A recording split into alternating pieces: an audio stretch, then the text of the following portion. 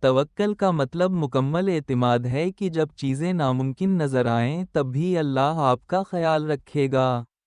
اللہ جانتا ہے کہ آپ کے لیے کیا بہتر ہے اور کب وہ آپ کے لیے بہترین ثابت ہوگا۔ ہر مسئلے کا حل صبر اور استغفار میں ہے۔ بے شک، اللہ لوگوں پر کسی طرح بھی ظلم نہیں کرتا ہے، لیکن یہ لوگ خود ہی اپنے آپ پر ظلم کر رہے ہیں۔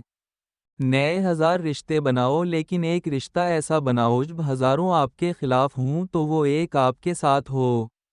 دوستوں کے دکھوں میں شریک ہوں، لیکن خوشی میں اس وقت تک نہ جائیں جب تک وہ خود نہ بلائیں۔ طاقت کے ہوتے ہوئے بھی کسی کو معاف کر دینا عذاب الہی سے بچنے کا بہترین طریقہ ہے۔ معافی جس قدر شریف کی اصلاح کرتی ہے اتنا ہی کمینے کو بگاڑ دیتی ہے۔ اس شخص کو دوست مت بناؤ جو کسی محفل میں آپ کو شرمندہ کرے، چاہے وہ مذاق میں ہی کیوں نہ ہو۔ نا امید شخص ہر اچھا موقع بھی گوا دیتا ہے اور پر امید ہر پریشانی میں بھی موقع تلاش کر لیتا ہے۔ احمق انسان اپنے شہر میں پردیسی ہوتا ہے اور اپنے عزیزوں کے درمیان بھی ذلیل ہوتا ہے۔ سچ ایک ایسی دوا ہے جس کی لذات کڑوی مگر تاثیر میٹھی ہوتی ہے۔ زندگی اس طرح بسر کرو کہ دیکھنے والے تمہارے درد پہ افسوس کے بجائے تمہارے صبر پر رشک کریں۔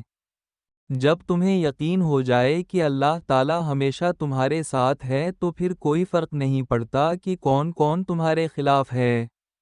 انسان کی ذہنیت بھی عجیب ہے، بیماری کے خوف سے کھانا تو چھوڑ سکتا ہے لیکن دوزخ کے خوف سے گناہ نہیں۔